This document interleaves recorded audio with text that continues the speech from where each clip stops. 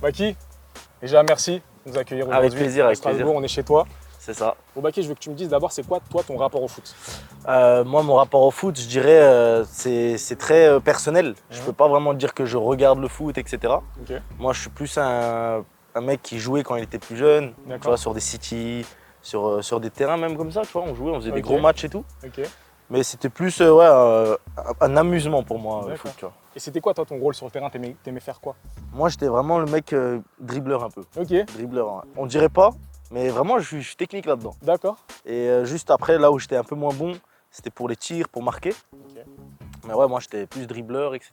Pour avancer et gratter du terrain, tout simplement. T'avais un joueur préféré quand t'étais petit, un mec vraiment que tu te disais lui il est trop fort? Ouais, Tu t'identifiais à lui. moi j'aimais bien Ronaldinho. Ok, Ronaldinho, en plus, je le trouve physique un peu, tu vois. Ouais. Et il était balèze et tout. C'était pas vraiment le gars tout fin qui passe et tout. Et franchement, je kiffais ce joueur. Ouais. tu maîtrisais sa fameuse virgule ou pas?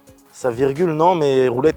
La roulette. Parce qu'il faisait des roulettes, lui, tu vois. Ouais. Mon frère il nous a parlé d'ailleurs de ta roulette. Apparemment Ouais. t'as une roulette un peu spéciale. Est-ce que tu peux nous en donner? En fait, ma roulette, elle est spéciale parce que déjà, je la mets dans un bon timing. Et après, par contre, là où ça devient spécial, c'est que j'utilise mon dos pour pousser un peu.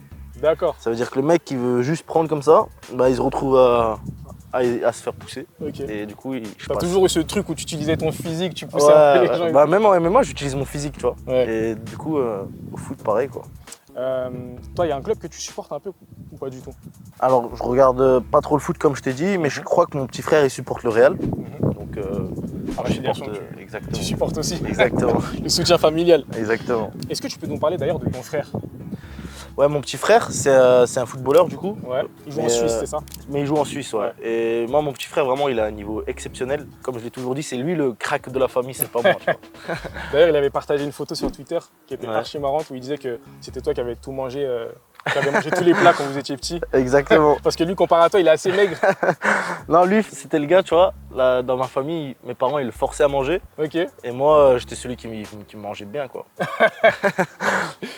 J'ai un petit jeu pour toi, Baki. Ouais, Je vais te donner des footballeurs. ok, Je vais te donner leurs caractéristiques d'accord. et je veux que tu me dises à quel combattant MMA ils te font penser. Vas-y, ça marche. Ok. On va commencer par, si je te dis jeune, rapide et efficace comme Mbappé, tu penses à qui?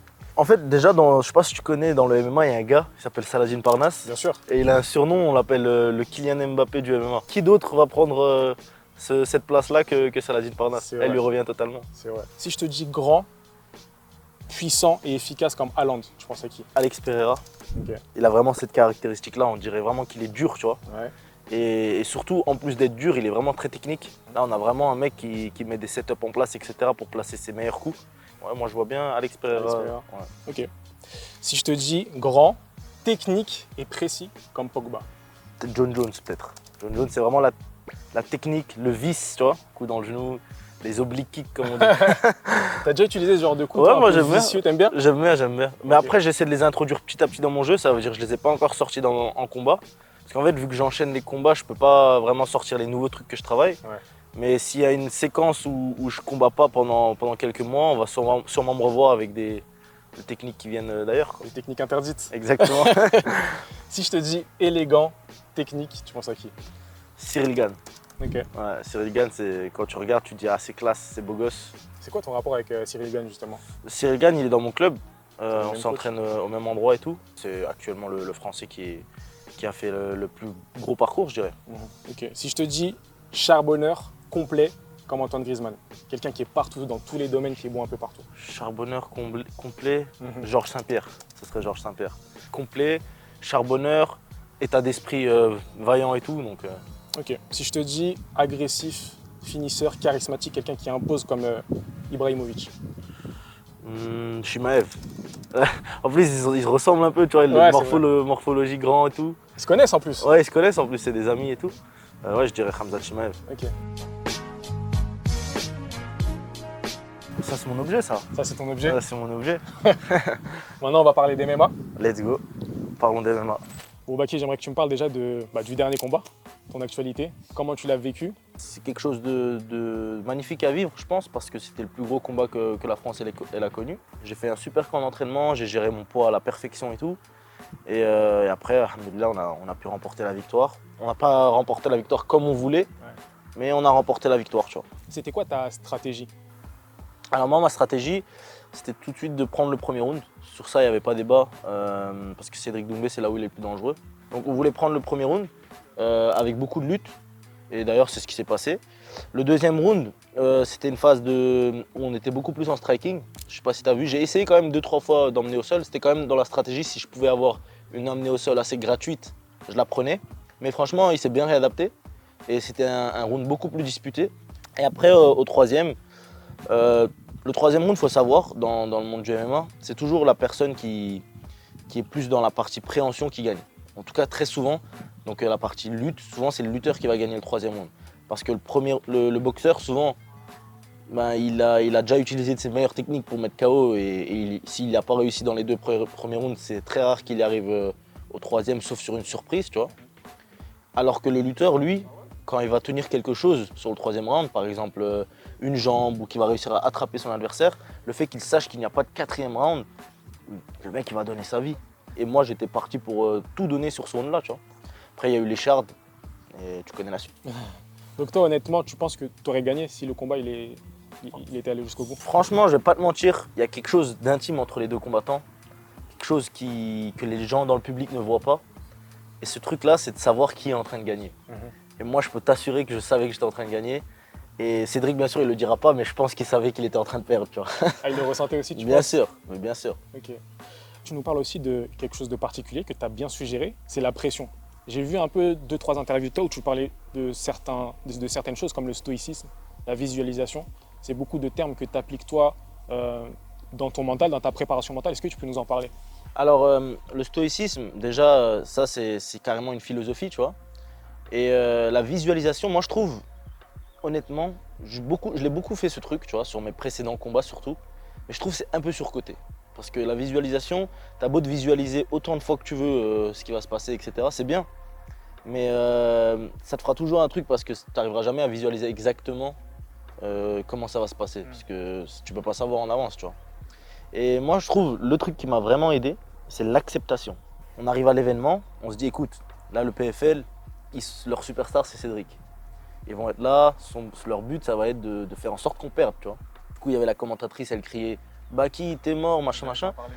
Ça, tu vois, un gars qui est pas prêt, qui veut pas accepter la chose, ça pourrait le déstabiliser. Mais moi, quand j'ai vu ça, je me suis dit « c'est normal ». C'est normal, carrément. Tu l'as bien pris. Je l'ai bien pris. Quand on est arrivé, on n'avait pas tout de suite accès à notre salle d'échauffement. On a dû patienter dans les couloirs, frère, alors qu'on est le main event, tu vois. Mais pareil, on l'a bien pris. On disait, c'est tout ce qu'ils ont ou quoi pour nous déstabiliser, tu vois. Et au final, je suis arrivé dans la cage, les gens écrivaient Baki t'es mort, pareil, je l'avais déjà accepté depuis longtemps.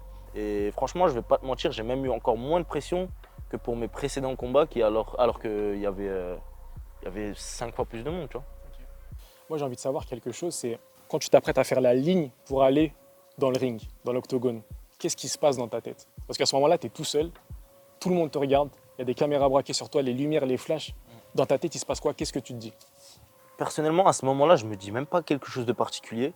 J'ai juste hâte d'arriver vers la cage. Bien sûr, je profite du moment de voir mes proches. Et tu sais, dans le public, il y a toujours des gens que tu connais. De les voir, tu vois, tu les jettes un petit coup d'œil. Moi, j'aime bien aussi faire un petit move de shadow. T'écoutes ta musique aussi, tu vois. Et après, t'attends ton adversaire, quoi. Ok. On va parler de ton objectif principal, devenir le meilleur combattant du monde. Ouais. Pour toi, ça passe par quoi? Est-ce que c'est toujours l'UFC ton objectif numéro 1 ou pas? Alors, pour devenir le meilleur combattant du monde, pour moi, la logique, ce serait de prendre la ceinture et devenir le champion de la plus grosse organisation du monde. Donc l'UFC actuellement, c'est la plus grosse organisation du monde.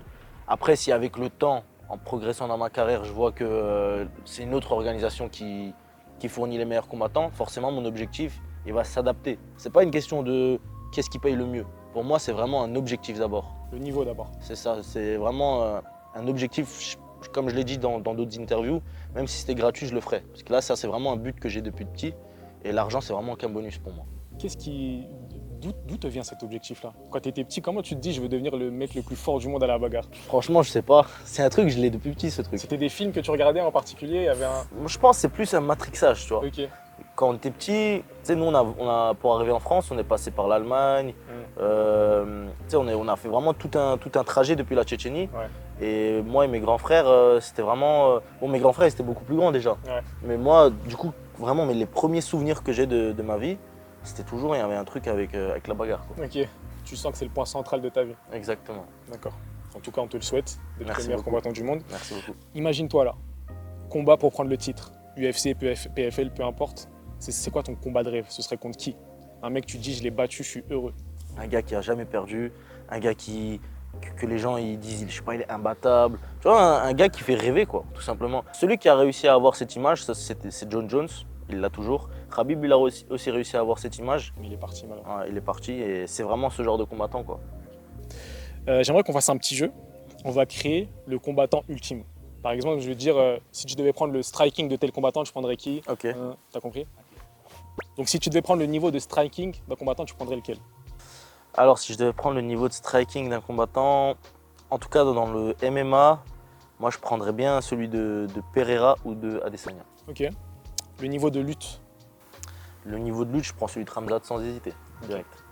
t'as tourné avec lui, c'est vraiment impressionnant? Ouais, vraiment, c'est le meilleur lutteur dans le MMA avec qui j'ai tourné. Ok. Vraiment le meilleur. T'as senti qu'il y avait un gap de niveau entre lui et toi ou... En lutte, oui, clairement. Ouais. Vraiment, il y a un gap. Il y a un gap et il y avait même un gap avec tous les autres combattants qui étaient présents dans la salle. Et il y avait vraiment d'excellents lutteurs. Hein. Ok. Il y avait vraiment d'excellents lutteurs.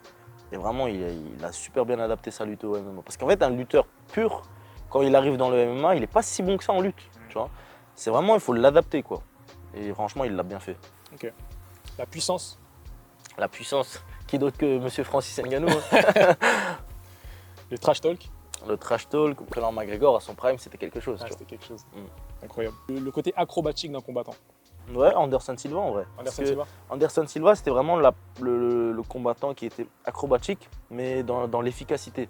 C'est quoi pour toi le truc où tu es le plus fort dans tes aspects de combat? Déjà, c'est le fait que je sois complet. Ok.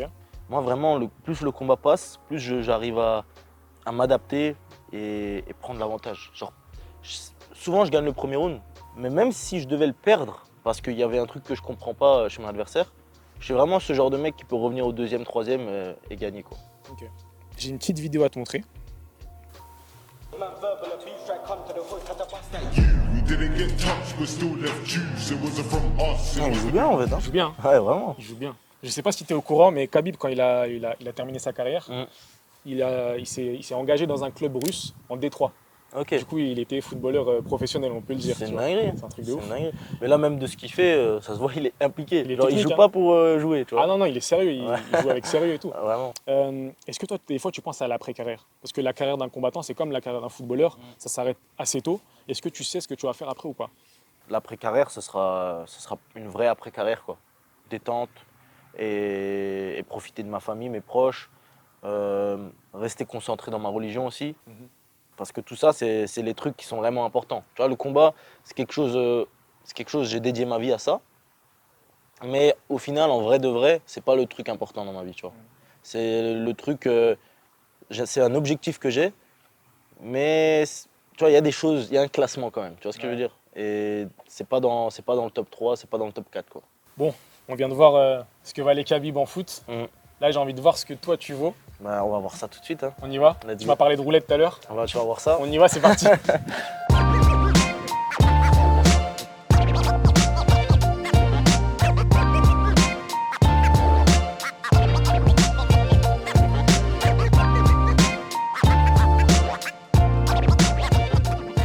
Bon Baki, là on va tester tes compétences au foot Let's go. à travers 3 épreuves. La première, un classique, crossbar challenge. Faut toucher la barre en 3 essais. On a le droit à 3 essais chacun. Normalement, ça passe. Normalement ça passe. Normalement, ça passe. J'ai vu un peu tes compétences, ça a l'air d'être Ouais. bon. Deuxième épreuve, c'est une épreuve de jongle. Classique, Ok. épreuve de jongle, celui qui fait le plus de jongle, il y a 2 essais. Ok, 2 essais. 2 essais. Ok. Et pour la dernière épreuve, on doit tirer et la balle elle doit atterrir le plus proche de la ligne de but. Ok. C'est bon. On tire de là. On alors. tire de l'extérieur de la surface et elle doit arriver soit sur la ligne blanche, ça c'est si vraiment t'es trop chaud, soit le plus proche de la ligne blanche. Vas-y, c'est bon. C'est bon? C'est bon. De la ligne de but, hein. Ouais, c'est bon. Ok, let's go. Et si elle dépasse la ligne, c'est mort effectivement. Ah, ok, donc plus proche possible sans dépasser. Voilà, si Ok. elle dépasse la ligne, c'est mort. Merci Clément pour ces précisions. Ok. Et dernier petit truc, je sais que le foot de base c'est pas ton domaine, Ouais. donc je t'ai prévu 2 cartes jokers. Ok. La première, Mon petit frère, carrément. tu auras le droit d'invoquer ton frère qui Ouais. est semi-pro, qui pourra venir t'aider si jamais tu sens que tu es en difficulté sur une des épreuves. Mhm. Et la deuxième, c'est le gant de boxe. Là, tu pourras me mettre un coup. J'espère que celle-là, tu vas pas l'utiliser. Bah, normalement, avec mon petit frère, ça doit être carré. Hein. C'est bon? Je pense que ça va être carré, ouais. Ok, let's go. Let's go. Et là, tu vas voir, il va que rater. Moi, je vais en mettre 3. Je vais mettre 3 barres. C'était pas trop ça, hein? À moi? Tranquille, c'est la première balle, tu vois, c'est les choses. Ouais. Ah, pas là, pas loin, pas loin. Pas loin, hein? Ah, purée! Je crois que ça va aller jusqu'à 8 chacun. Là, Non, non, regarde là, regarde là. J'avais pas passé. Hein. Mais lâche le pied, wesh. Ah, il a jeté pied, Baki. Montre-moi comment on fait. Regarde, je te montre. Ouh. Ah, je comprends mieux là. Je comprends mieux. Ouh, ah, pas loin. Même moi j'ai cru, gros. Je te dis, lâche le pied, wesh. Ah. Putain.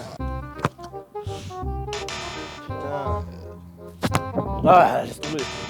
Ah. Putain, j'ai cru encore. Hein. Je me suis trompé de Oh, barre. poteau! Ah, t'es pas loin, tu commences à t'approcher, gros. Hein. Putain. Ah, après, pas loin. Hein.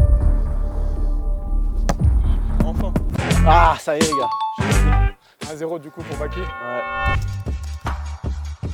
Bon, Baki, deuxième épreuve. T'as gagné la première, là, c'est à moi. Ouais, Là, c'est les jongles, ça, c'est mon gros, épreuve. moi, ça. je suis un radin. Hein. Je veux tout prendre, gros. Moi, je t'explique. On a 2 essais chacun. Mais admettons que sur le deuxième essai, tu fasses moins que le premier. Tu es obligé de garder le deuxième, le score Ah, du ok. deuxième. Donc, c'est bon, c'est carré. C'est bon? C'est bon. Let's go.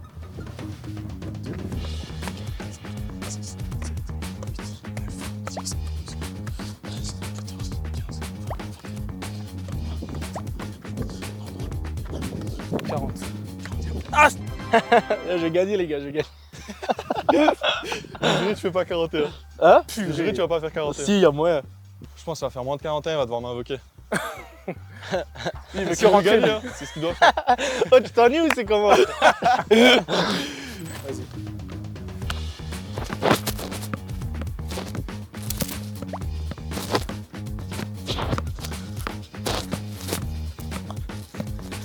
Ça, c'est des jongles de détenus, ça. Ah, j'arrive pas, frère. Ça, c'est des jongles de mecs qui sont sous contrôle judiciaire. 41, c'est rien. Je pense que je peux faire au moins le double. Mais attention, si t'en fais 10, c'est fini, frère. Ouais. Moi, j'aurais même pas besoin de deuxième essai.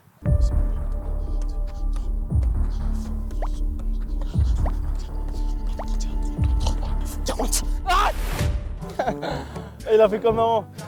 Purée. Je pense que je peux faire plus, mais je vais choisir la sûreté parce que j'aime la victoire. Du coup, je vais invoquer le Joker, mon petit frère. Et bah, t'as perdu, gros. Je t'annonce déjà, je te spoil. Ras est avec nous. Ras, est-ce que tu peux te présenter rapidement? Je m'appelle Razboula Chamsudinov, je suis frère de Baki, je suis semi-pro en Suisse. Mais bon, là j'ai le ménisque, donc je suis en période de blessure. C'est des excuses? Mais bon, même avec la blessure, je vais lui montrer. Vas-y, c'est parti. Montre-moi. Si tu fais moins de 40, je te casse l'autre ministre.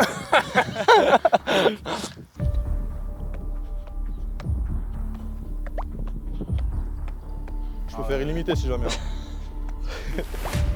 Vous me dites quand j'ai dépassé, histoire de... Oh, il y a 2-0, hein. 2-0, ouais. Et la maintenant, dernière épreuve, elle compte triple. Je sais pas si je te l'ai dit avant. c'est pas bien grave dans tous les cas. Du coup, celui qui gagne la Sûrement. dernière épreuve, il a tout gagné. Ouais.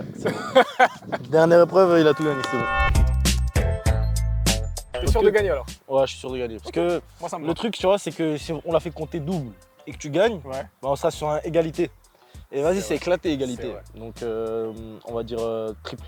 Les gars, d'entrée de jeu, je vais utiliser ma carte box. Donc, on va tout de suite lui mettre un petit coup, histoire de bousiller un peu sa précision, quoi. Mets-toi là, ouais. Wesh, wesh, wesh. Ah, il a chargé là. Vas-y, tire direct. Ah, il est fou, il a tiré trop fort. C'est foutu, frère. J'étais déstabilisé. Putain, il est chaud, hein. Putain, mais il est trop chaud. Même moi, j'aurais pas fait mieux, je pense. C'est un truc de ouf. J'ai pas besoin d'un deuxième essai, là. C'est un truc de ouf. Ah, trop fort. Non. Si. Regarde, c'est technique. C'est quoi cette technique de rat? Merci. Mais ça marche pas, ça. C'est ouf. Ah, laisse tomber, frère. À moins que... Non. Putain, je suis dégoûté. savais. C'est pour ça que j'ai laissé avant, tu vois, tranquille. J'ai pas envie de me faire taper. Voilà. 3-2. Félicitations. Merci beaucoup. T'es fair play, ça fait plaisir. Tu vois, je m'étais dit, là, il est nul au foot, il est nul au foot. Tout à l'heure, En fait, on t'avais parlait de gardé trucs vicieux. T'avais Ça, c'est gardé beaucoup. la vis du pétanque, j'avais. Bien joué, bien joué. 3-2, Baki. Merci Ouais. beaucoup de nous avoir accueillis ici à Strasbourg chez toi. Avec grand plaisir. C'était un kiff. Tout le Et kiff quand tu était veux pour une moi. revanche, hein. Bah vas-y, avec Quand plaisir. tu veux. Avec plaisir. Merci au CUC de Strasbourg de nous avoir accueillis aujourd'hui. Grand merci au club, grand merci au président. Et on se dit à bientôt pour un prochain épisode. Ciao les gars. Ciao.